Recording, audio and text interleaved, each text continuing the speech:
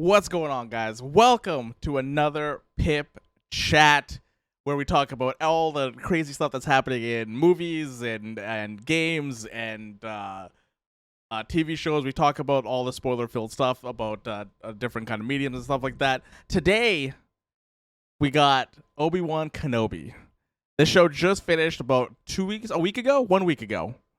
Finished up 1 week ago, and today I have the biggest Star Wars fans, two of the biggest Star Wars fans I know. We got Frank. How you doing, Frank? Hello there. Hello. How you doing, man? How's everything? I couldn't believe he said that, but then I remember he says that in A New Hope as well, so it makes sense why you would say that. Yeah. And then from Shared Screens, and also from twitch.tv/JimTasty, we got Brett. How you doing, my man? What's up? I was gonna say hello there too, but Frank beat me to the punch. So trying to think of another Star Wars, General Kenobi. You got to do what it needs to be done. Just do the pose. You know what I mean? You got to do what you got to do. Yeah. So we're here. We're gonna be talking full spoilers. So if you guys have not watched Obi-Wan or any of the episodes or anything like that, click off of this, go watch it, come back, all that kind of stuff. We're gonna be spoiling the entire show and probably some other stuff from other canon as well, probably from like Clone Wars and all that kind of stuff. But that's all on these two because I have never watched Clone Wars in my entire life. So this is but yeah, it's gonna be all full of spoilers. So we're gonna do a general top level thoughts. Brett, I want to start with you. What did you think of Kenobi? So going into this show for me had a certain level of expectations that like the animated shows didn't have.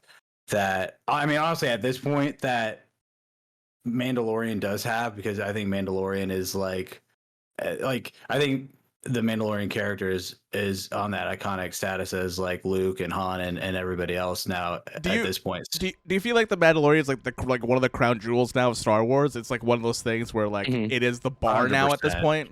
100%. I would hold Mandalorian with the original trilogy and a lot of, some of the best Clone Wars seasons and Rebel, like to the top tier of Star Wars. So with this show, I had such high expectations because they were bringing back Ewan, they were bringing back Hayden, they were touching on this Obi-Wan Kenobi's been in Star Wars since the original film. So one of the iconic classic characters in not only in Star Wars but just in any medium. So my expectations were super high, and I would say largely they were met. There's definitely a few misgivings or just a few like things about the show in terms of the character directions and the story being told that nothing that like totally just turned me off to the show, but something that was like good, not great. I would say good, not great. Yeah. I'm about in the same boat as you. I think I would say like in all, I think the series was a good series. I think it did what it needed to do, kind of fill in the gap that we didn't have. But I think there are some parts where I was just like, there's some character motivations and character progression or character stuff that I was like, do we really need that stuff? I don't know. But right. Frank, what did you think? Top level thoughts. I agree that there was definitely a certain level of expectation coming from the show, especially since like for some reason the prequels after Clone Wars has like this new kind of resurgence and renaissance, because a lot of people want to see this like older Anakin Skywalker, Obi-Wan, Ahsoka, all these characters that we've learned to love from the Clone Wars that didn't really have the best reception when they first came out, in terms of just actually all of them didn't, because people really didn't like Ahsoka when she first came out, and everybody apparently hated the prequels anyway. So like nowadays we're starting to delve more into that. I'm guessing because like now that the sequel trilogy has kind of come and gone, there's not really much there to do with, especially how it ends and everything like that. So to see like our beloved characters, we got to kind of more delve into that kind of post prequel or pre like New Hope kind of territory. And we expect now with like Mandalorian and all these other shows that have done really well that we would get the same level of treatment for Kenobi, who has now become a beloved character because of like the Clone Wars and stuff like that. And man, I think overall it could have, it feels like it should have been shorter, but also longer. It's like the weirdest feeling because like I feel like we never got enough of Kenobi like to begin with. We got everybody else but Kenobi, and I feel like that's the detriment that we're gonna start getting with these shows. Is like, here's title character, here's 20 minutes of them, here's another 40 of somebody else that you don't want to look at. And we already know like the one character I probably don't really like. And the other two characters I don't really like. I've made it very well known that I don't like Darth Vader all that much. This, spoiler alert, has changed that a lot. Nice. And I excuse me, I didn't really like the Reva character too much. I don't have a problem against the actress. She actually did a fucking fantastic job showing off, like, you know, just how rageful the character is. I just think overall the character is not really written very well. But yeah, we'll get into that later when we start talking about her stuff. Yeah.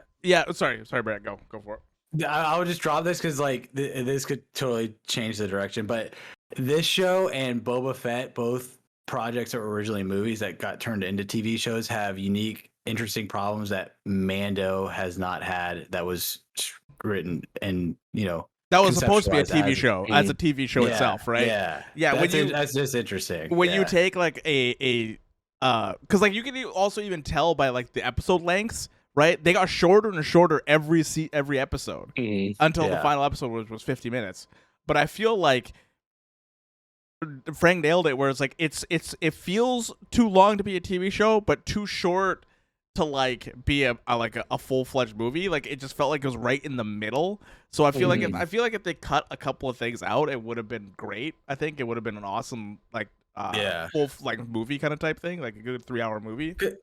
Because and this, like even the MCU shows kind of like fall privy to this a little bit. Obviously, I think it's just a different kind of challenge in entirety. Obviously, comparing like, you know, like Moon Knight to Obi-Wan Kenobi, that's like way different. But like those are like 6 episodes too, and movie quality. But then you're like, oh, I wish it was a little bit longer or maybe a little bit more concise. Yeah. And so it's interesting that it's a little bit kind of just not necessarily a problem, but like an interesting trait that's kind of applied to all of these like, you know, movie like event TV shows. Yeah, definitely. I want to talk about one of the biggest characters in this show, Leia. Right, so we get introduced to young Leia in this movie, in this show, and I actually like her direction in this show because it kind of solidifies who Leia is later on when she grows up and what her relationship is with Obi-Wan. And I wanted to ask you guys what you guys thought about like how they handle that character, because like kid characters or kid actors are really hard sometimes to like get right and like nail. Like we all watched the scene of her getting chased in the garden, and we all probably cringed really hard at that scene. God damn it! Is this how she gets kidnapped, bro? Really? she's an Olympic fucking runner, dude. Like she's just running around around everybody. But Frank, I want to start with you. What do you think about the characterization of Leia in this series? So at first I hated it. I hated it so much. It was like every time I would see like the Leia scenes, I would be like, oh, just get this over with. I want more Obi-Wan. You know what I mean? We want to go back to like, you know, that.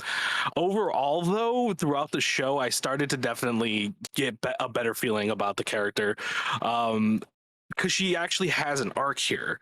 She's like one of the few characters that actually really truly does have an arc, and it's great because like it solidifies to me why Leia even wanted to be part of the rebellion in the first place, because she saw it she saw how bad it is, saw the people like, you know, oh man, like these people are actually suffering. I'm over here in my high castle and I'm seeing people just like grovel in the dirt, like clones in the streets, you know, people like trying to defend themselves, Jedi who are just being hunted like cattle. It's the worst. So to me, that was like, oh, this is Leia's awakening to the rebellion. And I don't think we've ever seen that in any, like, obviously books and comic books, maybe, but not in anything either animated or live action yet. So it was very interesting to finally get to see those younger versions of these characters and where they kind of maybe got that spark that this is my future type of deal. But at first I hated the shit out of her. But like she grew up, like all kids. You know what I mean? I hate kids at first, but like, you know, once you spend some time with them, you're No. like, all right, okay, Yeah, you're pretty cool. You're maybe a little cool. Yeah, Yeah, pretty maybe cool. you're a little cool. You're pretty good. What do you think, Brett? What are your thoughts on the Leia character coming from this series, starting from the beginning to now that you know about her? Yeah, so initially I was like, even before the show aired, I was like, how are they gonna get Kenobi off the planet? Because we did know beforehand that he was gonna go to Daiyu. I think Daiyu was kind of teased a little bit, but we didn't know anywhere else. But we did know he was gonna go to like Daiyu, and so that was something of like, what, you know, he's supposed to be watching Luke. Like Luke is, you know, we obviously know what he's gonna do in the future movies, but like, you know, that was like his job, like that was his mission at the end of Revenge of the Sith. Like, you know, what is going to get him off that planet? So of course in the first episode when Leia gets kidnapped, I'm like, of course that is like one of the very few reasons he would leave to go on this mission. Of course he has to be thoroughly convinced. I think some of the, you know, it's nothing, again, like kind of what I said at the beginning, it's nothing groundbreaking, but there were a few like just the nature of this project being in between two different stories, the original movie and then, you know, episode 3 and just a prequel trilogy at large, of like they can't have too much leeway with where they change things. They can't change things. Like they can't change major character like stuff, right? Because like Luke can't see the Force because he doesn't know what the Force is until he gets into his teenage years, right? That kind of type thing. Yeah, so like I love the initial concept of Leia getting taken, but then some of the stuff of like Leia, but then on one hand, I did like Leia being exposed to the evils of the Empire because she did grow up, you know, under the Empire, like her dad's a senator and everything. So to see some of the bad side of that, to get that impetus to like want to make change, and then she goes to like, I'm assuming some political, like, you know, boarding school or something like that. So that was cool, but at the same time, like, you know, it's insinuated in 4 that she doesn't really know much about like Ben Kenobi or Obi-Wan Kenobi, but then like, you know, because I feel like, you know, it's like just a small nitpick, but like if she, you know, if it was the story was told, you know, directly, she would have been like, yeah, remember that, like, you know, 3-week adventure we went on like 10 years ago kind of thing. So that was something of like, okay, like that was a little iffy for me, but I think largely it worked. And I think the actress, she did a pretty good job. I mean, how old is she? Like, you know, 9 or 10? She's actually like age appropriate. Like she's 9 or 10 years old. So like that's insane. So yeah, and it being in a Star Wars, like for your first acting gig, like that's probably her first acting gig. That's crazy. Crazy. That's awesome. I agree. I 100% agree with you guys that I think she was okay at the beginning, but she kind of solidified herself at the end of it, and just it was hard seeing that last scene. I was getting teary eyed when I saw that last scene when he came to visit her at the very end, because like you see her character from like when she first gets visited by like cousins and stuff. Like she's like, I don't want to be here. Like this is not where I want to be. I want to be out and venturing and stuff like that. And then seeing her at the very end, be like, all right, who are we meeting today? Right? She's ready to take the role on and take it from her dad. And shout out to her dad, Jimmy Smits. That guy ages like a fine wine, dude. That guy's I don't think he actually ages, but you know. No, he's gonna look like that forever. Yeah, he was in the West Wing, I think, in 2003. He looks exactly the same right now as he did then. Got that same smile and everything. Yeah.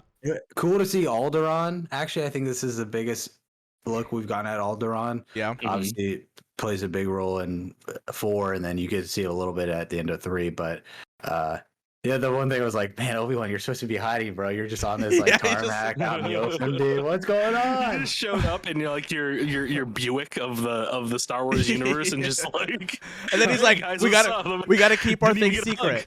He's like, we gotta keep our thing secret, right? We can't tell each other. This guy's fucking flying around the galaxy. At the same time, like him talking about the characteristics that he sees in her from Anakin and Leia, or Padme, excuse me, was like, oh my gosh, because you do see it. You do see the 100%. Different attributes. So it's like, dude, 100. I saw Padme 100%. Like I saw that in her. Yeah. Like, and then seeing her translate into Leia, like what we know Leia in like A New Hope, you're just like, this is like almost the exact same character. Like it's crazy. But she got her father's bravery, Yeah. Yeah. but somehow still doesn't remember the man who knew both of her parents later on in life. Yeah. Yeah. There's only so much you can do, all right? There's only Yeah. so much you can do. And again, too, like the Star Wars canon is ever evolving. Like even in the original movies, like Luke and Leia, becoming brother and sister. Yeah. Her in Return of the Jedi saying, "I remember my mother," and then she clearly doesn't in the prequel. So it's like you kind of do have to approach it. It's gonna kind of change a little bit. It's the weird thing where like the first 3 movies that are created are in the middle, and you have to create something from the back and the front. And you're gonna have inconsistencies in there, like you're gonna have them, especially if these the first movies are from the 70s. The 70s, right? I was gonna say, these are 70s. Yeah, so these are everybody 70s is stiff. Yeah, exactly. We all saw the Obi-Wan Darth Vader fight in A New Hope. Okay, that wasn't really a fight. That was just them talking. This is what I mean about Vader, because people are like, "Why do you hate Darth Vader?" It's because like Darth Vader in the actual Star Wars is like a 1/15 of like his power now in like expanded lore, right? So like you go back to watch Star Wars, he's just kind of hulking around like, I'm Darth Vader, and like it's not until like recently that they finally like give him the absolute best that they possibly can in that suit, because it's got to be hard for whatever actor is under it. Yeah. So our next character, I'm gonna go by character that we can talk about like their story within the show. Okay, so Reva has been a topic throughout Twitter and all that kind of stuff with the fan base. I have nothing against the actress at all. I just don't like her her motivations just felt like a little flat to me for the most part, and her just the way that she wanted to go about things just didn't feel like it was earned in a way. It didn't feel earned to me. 100%. Yeah. And I also felt kind of like it kind of sucks when you put such a brand new character in the mix of a show of a beloved character like that, especially when like a lot of the cool scenes where the title character is having is then interrupted by your scenes. Like I don't know, I feel like they did her kind of dirty that way. It's just like, oh, here's this really exciting fight scene, now here's this not really excited fight scene where you have Reva just kind of walking and staring at things.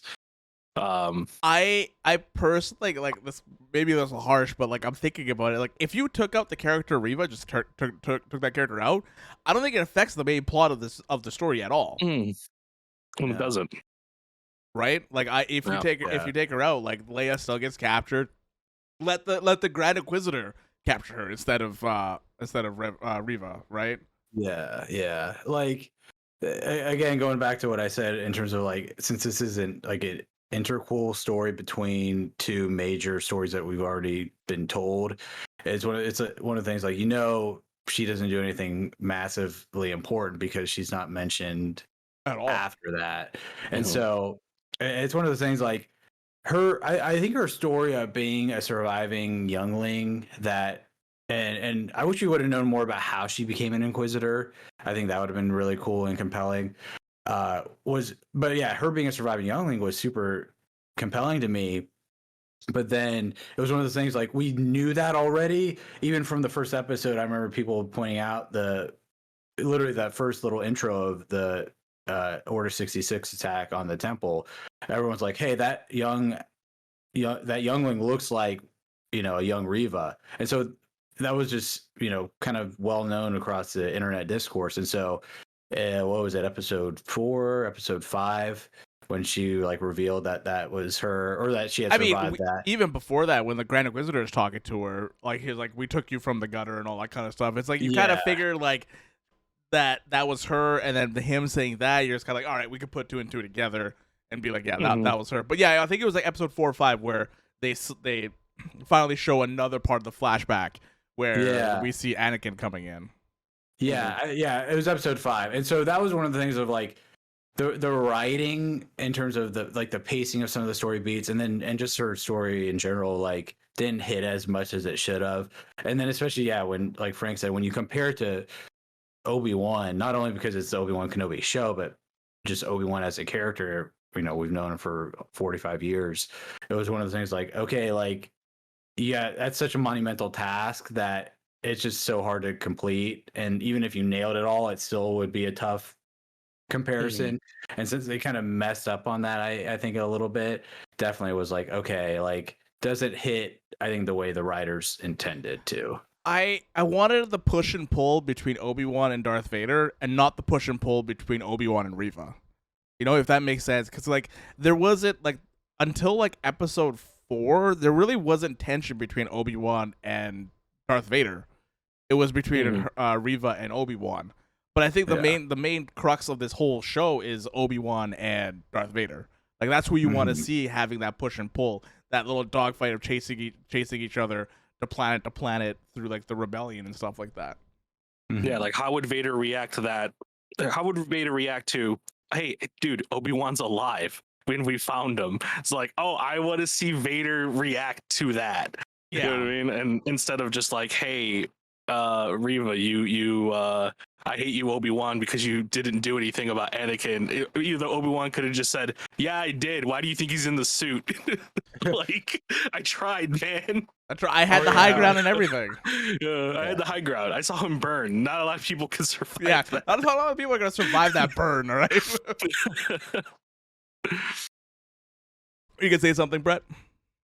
Oh, yeah. I was just like, yeah, like he was off world. Like he wasn't even on Coruscant at the time. So, and then then he did come back, kicked his butt, and then left him for dead. So like, he did a lot, and that was I was like, why didn't like those character moments, like he explained that, but again, like the relationship between Riva and Obi-Wan, and then Riva and Vader, Obi-Wan and Vader, like definitely could have been streamlined a little bit more to just make a more compelling story, because I think the Obi-Wan Vader stuff largely worked. Yeah. But the Vader Riva stuff was like a little iffy, and then the Riva Obi-Wan stuff was a little iffy. And I see what's cool. Between Riva and Darth Vader, that was kind of cool. Yeah, that was cool. Just hands in the lightsaber, like, all right, let's do this. Yeah, that was honestly one of the coldest fight scenes of Star Wars. Like I said earlier, Vader usually is just like kind of a walking, dude who just kind of stands there. He's like the walking boogeyman in a way, right? Exactly. Yeah. He doesn't. He just needs to be the stature, right? But seeing him actually move around, dodge, use the Force, and fight. Man, I love seeing it. I see, like, you could see it in your head, like if you've ever read the comics or anything like that, you could see how Vader's supposed to be. But like Master Chief in Halo, there's a lore version of Chief, and then there is what you get.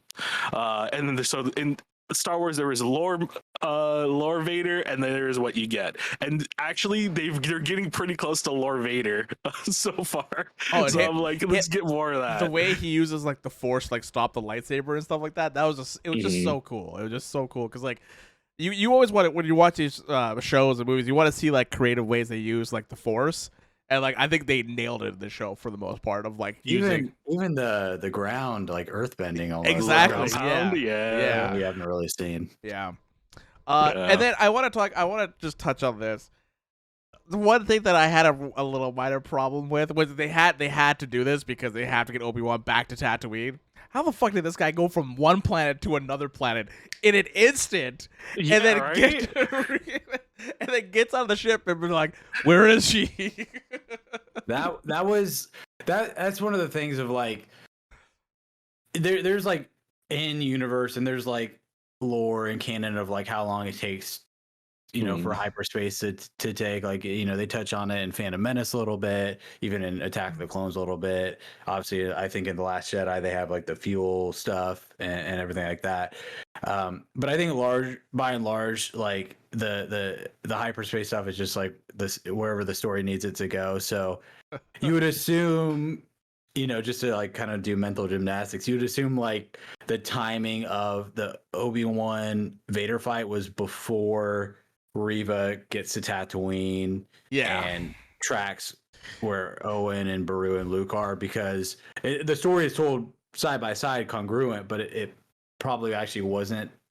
His fight probably happened like hours or something like that, or even days before the stuff that happened on Tatooine. Yeah. Yeah. Which, by the way, Bail Organa, in that hologram message, all right, I'm going to Tatooine. It's like, bro, dude, code words, man. I know. Come on. And then they talk about Luke, and they talk about like you gotta go protect him in that little fucking thing. It's like, Because, like, come on, guys, at least be a little salty about this, a little bit. Even I think in Leia episode, even does that too at one point. She's like, "Oh, you're a Jedi," and like all loud in front of like everybody. I'm like, "Bro, chill! Like, what's going on?" even in episode 1, when Bail goes to Tatooine to visit Obi-Wan and be like, hey, she's gone, like, I need you. That was like supposed to be a big deal of him actually leaving Alderaan and going to where Obi-Wan, like, that's great. And then, but then, like, a few weeks later, he's like, hey, man, I'm going to here to, it's like, bro. Come on, dude. Just give everybody my home address, why don't you? Seriously. He pretty much docks Luke at that point. Yeah, he docks everybody. Yeah. Bell's like, if I can't have my kid, nobody can have that one. Seriously.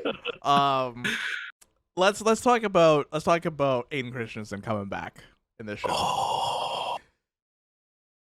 That was probably one of the best ideas they probably had in this TV show, is bringing him back. And 100%. Seeing, dude, hearing James Earl Jones as Darth Vader, but seeing Anakin actually like acting as him, this is, come on, that's the best of both worlds you could possibly get. Yeah, I hate to bring it to that point, but we have to talk about that the scene, right, where you have the voice modulator, right, that Vader uses, but we now know in live action version at least that if you open that thing up, you can still hear Anakin under there.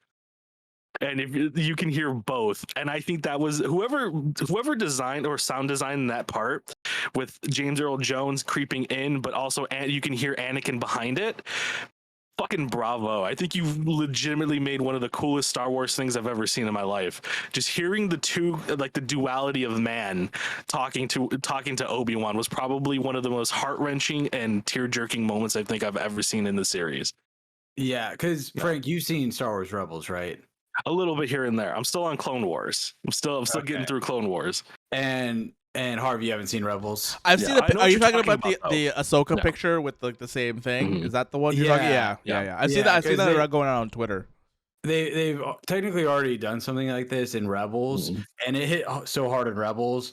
And so for someone who's already seen the Rebels episode and then seeing this, it still hit like very emotional. Obviously, different character dynamic between Obi-Wan and Anakin / Vader.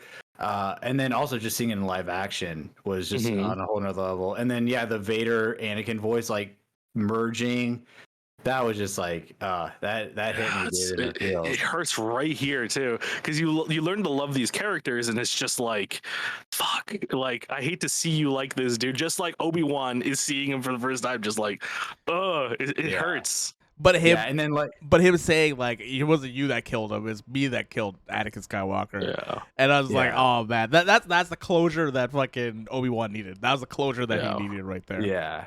And then I just think about that scene in episode 3 where like he knows like the Jedi are going to like take Palpatine to task, and like he has to face that choice, and then he makes the wrong brings up all of those memories again too, seeing like Revenge of the Sith in theaters, and then even go like for Hayden going to like the flashback, because I didn't know we were gonna get a flashback, but people were like, oh, like they're bringing the actors back, they totally should do like a Clone Wars flashback.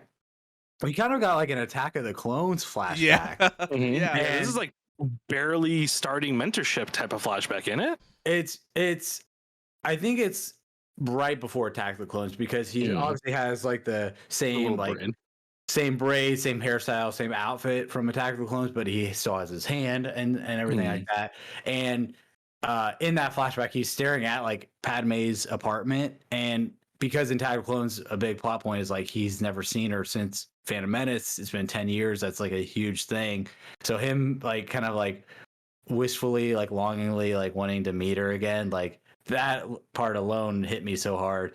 And then like I know Harv probably knows, but it's kind of like memed a little bit on the internet of like Attack of the Clones, like it's one of the worst Star Wars films, but I like it a lot for a couple reasons, and so getting like an Attack of the Clones kind of flashback, that was like a huge win for me. So seeing that era, seeing the different moves from like previous films, future films, and then even they kind of touch on some of the combat strikes in the show, within the show itself, was like so beautiful. So good. Like, it's such a good return to form. You know what I mean? It's been a while since we've we've seen lightsabers hit each other, but we haven't seen two Jedi fight in a really long time. Mm-hmm. Like actual, finesse Jedi fighting each other. Yeah.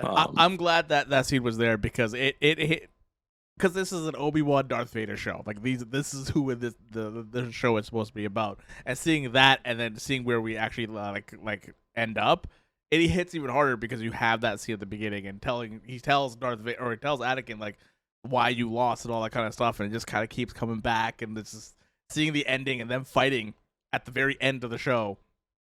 That fight scene was awesome. Like the way they use the Force, throwing the rocks at each other, and like that oh man, that stuff was done so well. It was done so well.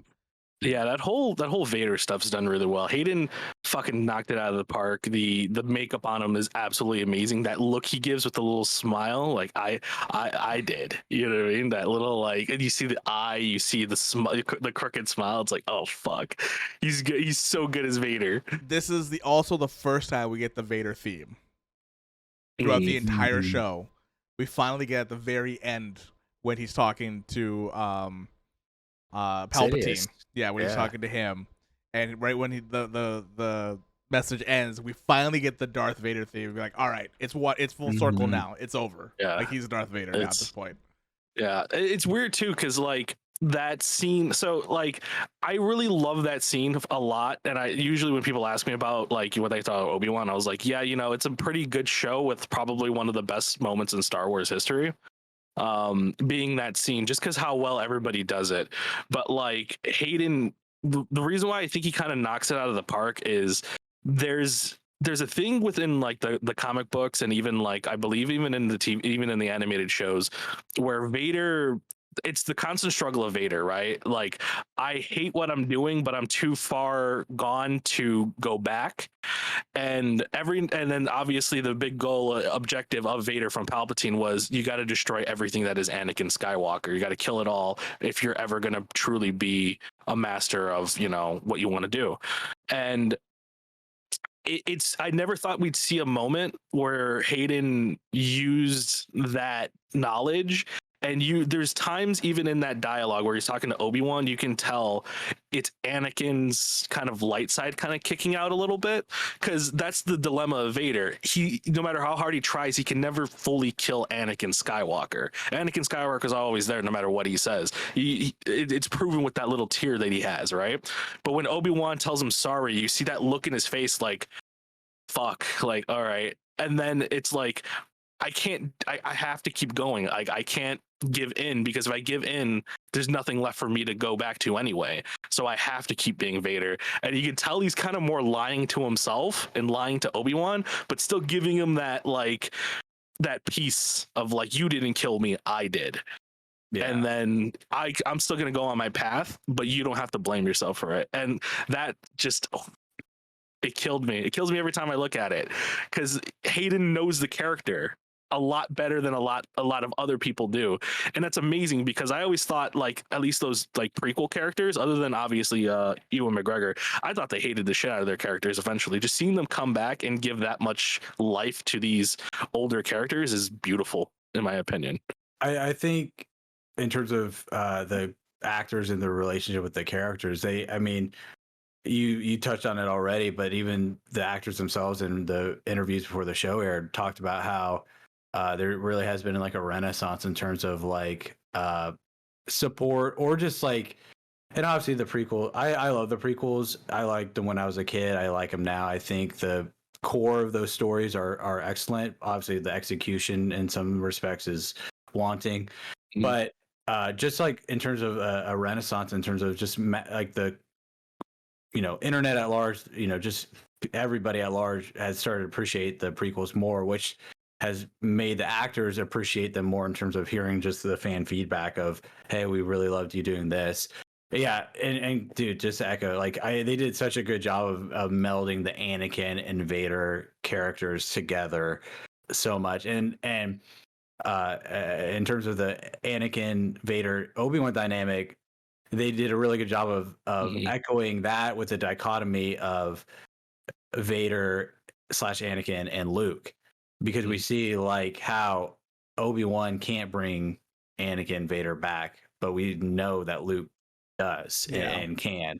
And so obviously the dichotomy of like in the originals, Obi-Wan and Yoda are like, you have to kill Vader, and then Luke's like, no, there's another way. And how that all comes to form in 6 is so beautiful to see. How in this show we see, Obi-Wan can't do it. He can't. Yeah. He's not the person for this job. And even then, the way he spares him too is very much like Luke as well. Because Obi-Wan's supposed to be the good guy, right? He doesn't kill unarmed people. He's basically about as good as you can get in the Force right now, right? And seeing that being echoed from both Obi-Wan and Luke kind of cements that Luke did the right thing in terms of like the light side of the Force. That's one thing though that I kind of like in terms of just I was like, oh, I would have. I would have done it this way with the storytelling. Was when Obi-Wan beats, Vader wasn't beaten, but he was super wounded. I was like, man, you gotta just take him out right now. Like, come on, because we know, like in the original movies, Obi-Wan's like, Vader killed Anakin. You have to kill, telling Luke you have to kill Vader. Like, there's no other way. Yoda's saying it too. But then Obi-Wan has a chance to take him out right now, and he doesn't. Obviously, he's super emotional in terms of seeing, the Anakin beneath the mask and everything. That was one thing I was like, ooh, if I was in that spot, I would take him out. But obviously, we know Luke redeems him. But but like you said, you got to do some mental gymnastics when that comes into play, because like the time frame from now from this show to that New Hope is only 9 years. Right? It's not that much longer. So like him taking the turn from not wanting to kill his friend to like killing his friend in 9 years, I feel like that's a quick turnaround, just be like, you know what? Yeah, you need to kill him. Yeah, I need at least 10 before I murder my best friend. You know what I mean? My brother. Before you start thinking about it, before you start thinking about it. You could look at it of like, because Obi-Wan is such a fascinating character in terms of, he is like the ideal Jedi, but he has so many flaws with how he goes about, teaching Luke, how he was as a Jedi, and in terms of what he missed, obviously with Sidious and everything. But maybe you could, with the mental gymnastics, you could argue, hey, it's easier to tell somebody else to fight somebody and kill somebody than do it yourself. And we see it there, in the finale. Or Qui-Gon Jinn just like, dude, you just need to fucking kill this guy. You need to just kill him, dude. He can't see him, remember? I just imagine Qui-Gon like, stop! Fucking die! What are you doing, Obi-Wan? Why can't you hear me? That first, fireside ghost chat must be like, yo, dude, did we mess up, bro? Like, I think we messed up, dude. Like, oh, man. I'm sorry, Obi-Wan. I told you to fucking train our killer. Appreciate it. Yeah, dog. I think I messed up, dude. We shouldn't have trained him. Do you think the Force ghosts make fun of Qui-Gon in the fucking Force realm? He's like the fringe guy in the Force ghost group chat. They're all just hanging out together. Do you guys think there should be a season 2 to the show? Or do you guys think it'll be like, or do you guys want a season 2? I guess that's more of a question. We're gonna get it in somebody else's show though. That's how it works now. Oh yeah. It's gonna be like the Ahsoka show, and then all of a sudden we're gonna get Kenobi in the middle of it. And then in the Reva show we're gonna get Ahsoka. Like, I in terms of if I think they'll do it, I think there's a good chance they'll do it, because before the show even aired, they were like, we might come back if the fans really want it, and they've kind of been laying the groundwork in terms of the pre-release hype. And then with the show, the way the show ended, they definitely left breathing room. So I guess the bigger question is, what do you guys, if you guys do want to see a season 2, where do you guys want it to go? Like what where do you think Darth it Maul. should go? No, they can't do Darth Maul. I know. because of They Rebels. can't. They can't. Yeah. I know. But it would be cool. That's one of the things of like, because like with some of the original trilogy lines and stuff, it's like, okay, like they could do some wiggle room. Obviously, they did with the show, but like Maul, like the way Rebels there's a does finality. it, Yeah. there's a finality to that. Kind of what I wanted with what in terms of when they announced the Kenobi show of what I had originally envisioned, and they kind of obviously led up to it with the finale of this season, was like, I just want like, and it would be such a different show because this show was like, oh, the rematch of the century, Obi-Wan Vader. It's like, man, what is like the Obi-Wan Qui-Gon dynamic look in terms of Obi-Wan coming to peace with, his failures with Anakin and the Jedi, and in terms of his communing with Qui-Gon, in terms of because we did get some transition from the Return of the Revenge of the Sith Obi-Wan to A New Hope, but the Obi-Wan we see in A New Hope is like this like wizened Jedi who knows what needs to be done. It has reflected a lot. Whereas where we left Obi-Wan at the end of the show, at the beginning, he was so disillusioned with everything. And then at the end of the show, he's like, okay, like obviously connected with the Force again. He has purpose. But there is still a little bit difference with that character from the end of the show to A New Hope. And so it would not be a good show though. That's the thing is that's probably why they did the rematch of the century with Vader again. Yeah. But it'd just be him hanging out with like just spying on Luke the entire time and just talking to talking to Qui-Gon.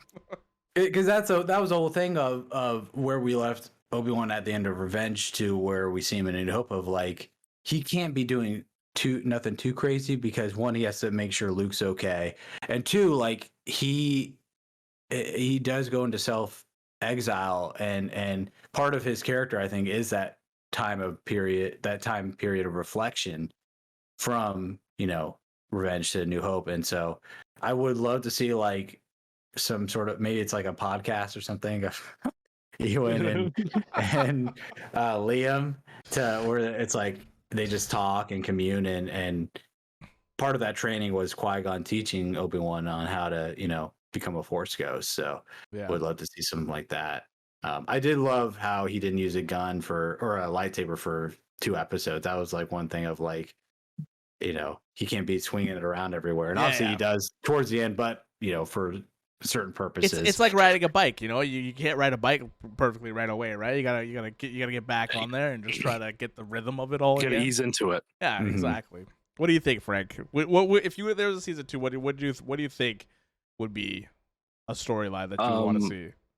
I know they're probably going to do a season 2 because there's no way they're not going to do a season 2 at this point. Where that looks, I imagine if we do see anything, they would probably try to like connect it with like the Fallen Order stuff that's happening and stuff like that. Try to make like a little interconnection there, so then they could do some cross promotion or something like that.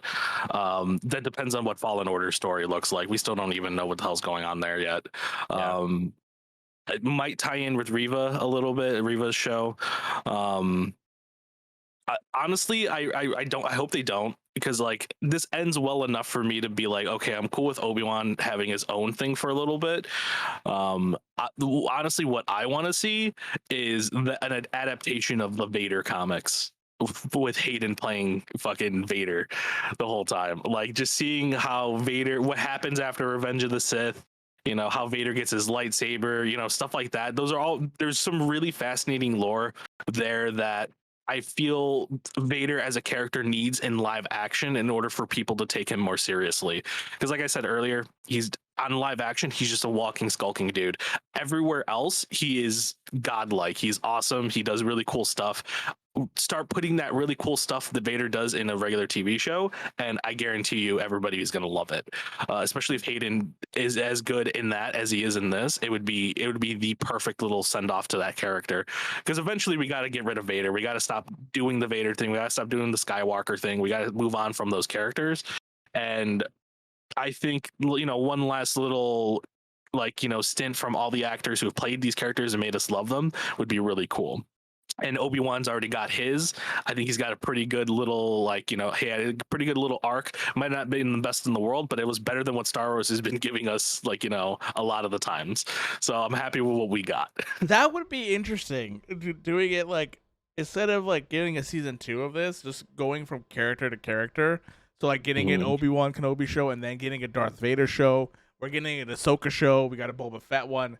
It's interesting just going from character to character instead of just having this long drawn out story for one character.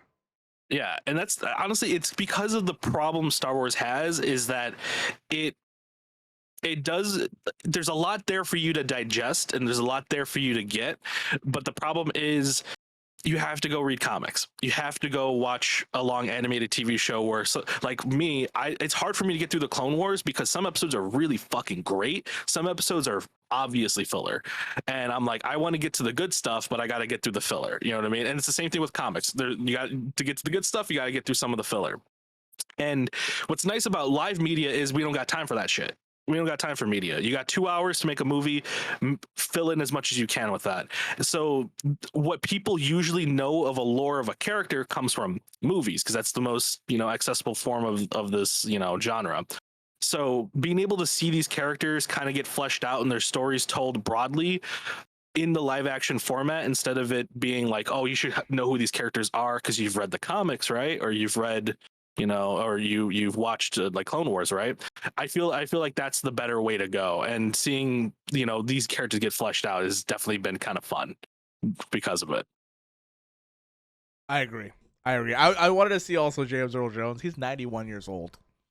You want to see him do the suit? So him, no, him doing the voice. I wonder how long he's gonna be able to do the voice. I think with the show they have like kind of like with Luke in the Book of Boba Fett and Mandalorian season 2, they had this like re-synthesizer speech, and I think they did it with like Mon. Was it with the? Was it Mon Moth? No. Who was the dude that was in Rogue One, the leader? The actor passed away, but they CGI'd him and all that kind of stuff. Tarkin. That's yeah.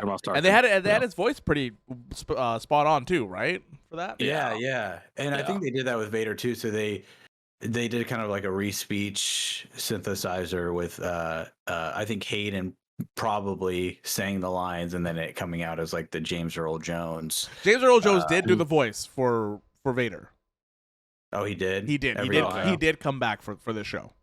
Okay. Yeah. I like, but 100% somewhere in those Disney vaults they have a word for everything for right now. They got that man so recorded. They probably put him in the booth and say, hey, can you say these words really quick? And then they have him in there, so they got him in their back pocket. I'm pretty sure the only reason they're even hiring James Earl Jones now is for straight up respect, and that's it. Yeah. Because they could totally just modulate that now.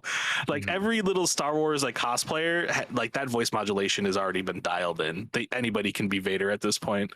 Yeah. All in all, I think it's a great show. I think they nailed most of it, and seeing both of those, seeing Hayden Christensen back as Darth Vader, really awesome to see. And then seeing Ewan McGregor, just seeing them happy and want to play these characters. Like when you were saying, Brett, about like the fans are like, oh, we love you in this, we love you in this, and that's what I think motivates them to like actually like play these characters again, is because fans really like these characters, they love these characters, so like they're like, yeah, why not do this again, why not go into this role?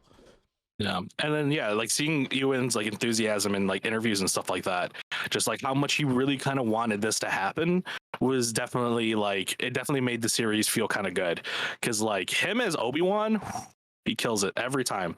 There's some misses in the show, but that's not one of them. Agreed. All right, guys. I know we don't talk about scores or anything like that. Out of 10, what would you guys rate Obi, or what would you rate Kenobi? Brett, I want to start with you. Oh, out of 10? If I'm being objective and kind of like like the IGN scale or something, like I would probably give this like a 7 out of 10. And that's like good. That's not like, I know a lot of people see something like that and they're like, oh, they associate with like the American grading system, and that's like a C or something. Sometimes like, you got to be swimming in sevens. You know, you got to be swimming in sevens. I would say 7 in terms of that's being good. I think there's a few. Obviously, we talked about like a few things that held it back from being great. But by and large, I really enjoyed it. And the things that I didn't like, you know, it wasn't anything that like really like just was like took me out of it. And I was like, I can't watch any more of this. Not like the Halo show or anything like that. So this show was like a 10 out of 10. It was good, and I'm excited of its place in the canon. And in certain respects, I just am happy to be getting Star Wars because back in the day, we didn't get a lot of it for long periods of time, and what we got was few and far between. And so, just a reality that we get a lot of Star Wars is good in my book. Good Star Wars too. That's the thing, right? Mhm. You want some good Star Wars. Yeah. Frank, what about you? How would you rate it?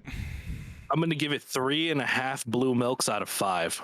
Oh, that's I thought, yeah, that's a I great thought- blue milks right there. I thought the first half of Obi-Wan was kind of lackluster and didn't really have much stakes, especially when most of these characters are going to live anyway.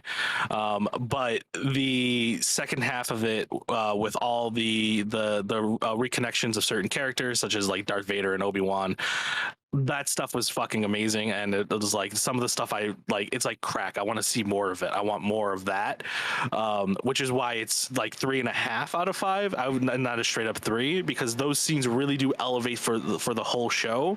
But you still have to wade through at least the first 3 or 4 episodes to kind of get to the good stuff there. You got to get to the first courses to get to dessert. That's the thing. Like for me, for this show, wasn't about consequences of what would happen at the end of it, because we already know what happens at the end of the show. Like we know where the story's gonna go. For me, it was just about propping up these characters and trying to figure out where their origin began.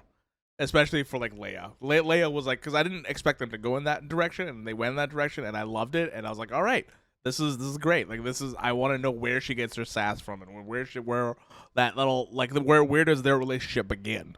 Obi-Wan and Leia. It's like, why does she like try to contact him in A New Hope in order to like save them and stuff like that? And then Fia and I were watching the first 2 episodes, and we remembered in the middle of the second episode that everybody in Alderaan dies in The New Hope, and we're like, oh fuck. It hurts every time you see everybody there. Yeah. You're like, man, these speeches. Oh man, I really love that you're giving your daughter like the pep talk, but like everybody behind you just dies at some point. Yeah. I It think hurts. I think that part of the show, or that like aspect, just further signifies like the horrific like act of blowing up Alderaan in A New Hope, because at least for me, for the longest time, like obviously you knew it was like this horrific thing, and even in that movie, like Obi-Wan, in the Force feels like this massive, catastrophic, horrific act. But especially when I was younger, I was like, oh, this planet blew up. But like there was billions and billions of people on that planet, and obviously we don't know any of them. We don't know any of them in New Hope, like at all. Yeah, this is definitely putting a face to that murder. You hear Bale like once or twice, but like, or maybe I don't even know if you hear Bale, but Leia and her dad has a relationship with Obi-Wan, and so yeah, seeing Bale obviously multiple times, seeing him like in his element, seeing Breha, her mom, like yeah, it's just like really hits home even more, and makes A New Hope even cooler in terms of how like the plot shifts after that happens. Yeah, I would put this. I would give this a 7. This would be a 7 out of 10 for me. I don't know if the 3-act structure is working for these shows as much as they think they are. I like where they just kind of split each act into 2 episodes. I feel like it's weak at the beginning, and then kind of strong in the middle, and then the end it just kind of falls flat for like a lot of it. Like that's what I've been seeing for like Moon Knight and stuff too. Yeah. Right. So what was your favorite episode from this series? Because I'll go first. I'll say mine was 5. My favorite episode 5 was probably the one. That was the one with the flashback, and like we finally get to see everything kind of unfold and all that kind of stuff. Yeah, it'd have to be 5 for me. Yeah. Yeah, I'm gonna say the final episode because I feel like they just saved everything that you probably want to see just for that last episode, and it's literally everything you probably wanted to see in the show just jam packed into one. Yeah, Mhm. yeah. But yeah, thank you guys so much for joining to talk about Obi-Wan. Brett, where can everybody find you? So I'm part of the Shared Screens group. So 3 to 5 times a week we upload different kinds of content from pop culture reviews like this, from all the Marvel shows, all the Star Wars shows. Occasionally we'll do whatever else show catches our fancy, movies, stuff like that.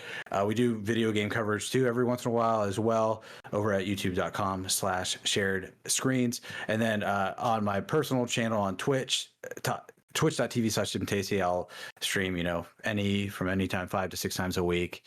Normally in the evening, American time, first person shooters, old school games, battle royales, all that cool stuff. Heck Oh, yes.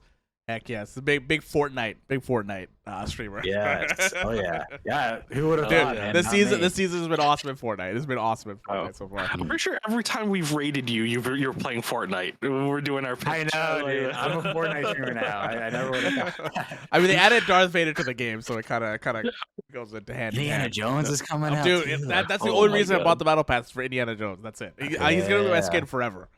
Forever. Like, he is going to be my skin. Yeah. There's no other skin that's gonna take over. Frank, where can everybody find you? You could find me on Twitter at @TheFrankGV, where I talk shit about video games and post all my dubs in Evil Dead.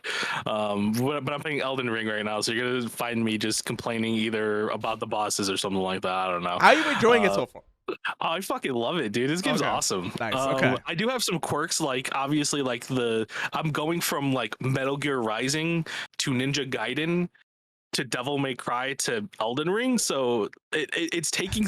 There's some creature comforts there because I'm like, I want to play it's like it's Devil May Cry, but it's not that fucking game. It's not that fast. It's not that fast, so No. I'm jumping into a lot of encounters I am not ready for. But no, I'm having fun with it. But yeah, you can find me on Twitter at @TheFrankGV, and then you can find me at Point in Progress, where I talk with 4 other lovely people every week about video games. Just not this week because we decided to take a break because work has been difficult. Fair enough. But yeah, you can find me here on Point in Progress. You can find me up here in the hair pretty much everywhere. I appreciate you guys coming out and hanging out with me. Thank you, Frank. Thank you, Brett. I really, really appreciate it. This is Brett's first time, I think, on PiP. I think so. Yeah, I know we've done some collaboration Oh with my God. before, but I don't Yeah. think I've been a part of it until now. So I'm Fuck honored yeah, to be dude. here. I think it was. I Let's think the go. other person that we had. I think it was Alec. I think Alec was on one of our Yeah. stuff before. Mhm. But yeah, welcome. yeah, heck yes. Welcome. you. Thank you guys so much for watching. You can watch all the stuff on youtube.com/pointinprogress. If you want to watch our live streams and where we record our podcast, you can go to twitch.tv/pointinprogress. Go follow us over there. We appreciate you guys, and we'll talk to you guys next time. Bye, guys. Bye. Shout out to Darth Vader.